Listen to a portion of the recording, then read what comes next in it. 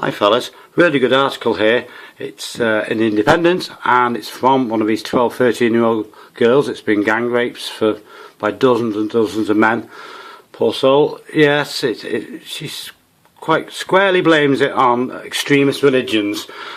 Well, and one extremist religion that was founded in the Middle East in the 7th century. She explains quite well about how they basically hate us.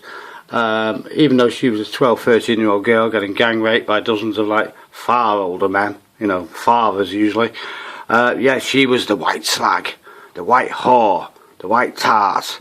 Yeah, and of course the threat with death, so they do all the disgusting things these guys want them to do.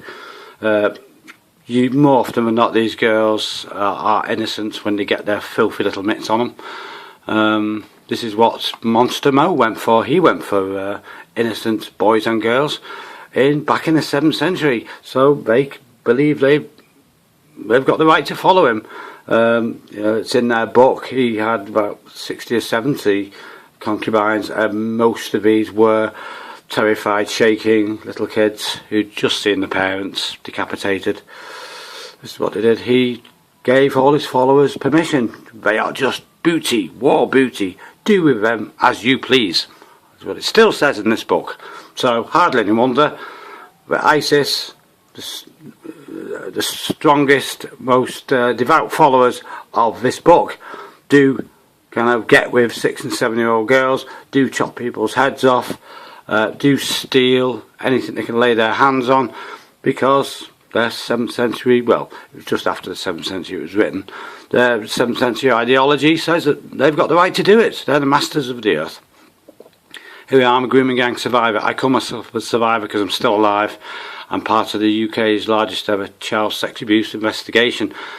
Whilst it's all came out at Rotherham, the fact is relatively few men have actually gone to jail over this. As we all know, try and see a documentary on YouTube called Easy Meat, because this is what these guys call our girls, easy meat. You know, we're not kept at home subjugated, we're not genitally mutilated and numb like our half females at home. No, the tarts. Here we go. As a teenager, I was taken to various houses and flats above takeaways. Takeaways, I keep telling you guys about these. Just Eat, Hungry House takeaways. These kebab houses, this is where they sell drugs, this is where they take the girls, this is where they chat to the girls when they've had a couple of drinks and they're vulnerable. Yeah. To be beaten, tortured and raped over 100 times, I was called a white slag and a white cuh as they beat me. You know, this is a 12-13 year old kid. You know, this article is very good because it shows the racism, basically, the racism. They won't dare go near any of the other girls. They'd get acid attacks or get their head chopped off.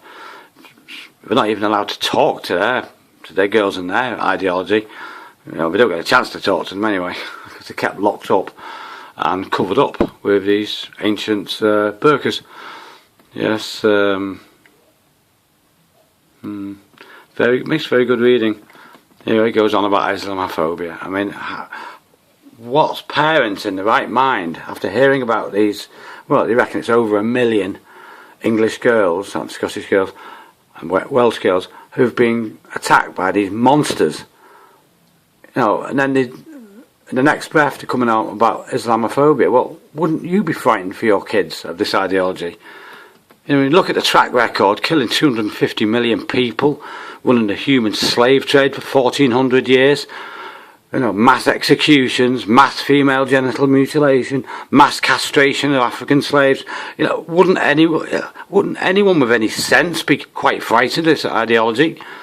It's because we've been lulled into a false sense of security while the whole of Europe is in such a damn mess, isn't it, really? Look at Saudi Arabia, they're still genitally mutilating and hanging women, hanging gays, making war on the neighbours, blasting thousands of their neighbours to pieces because they don't accept their ancient, really, royal family, or whatever.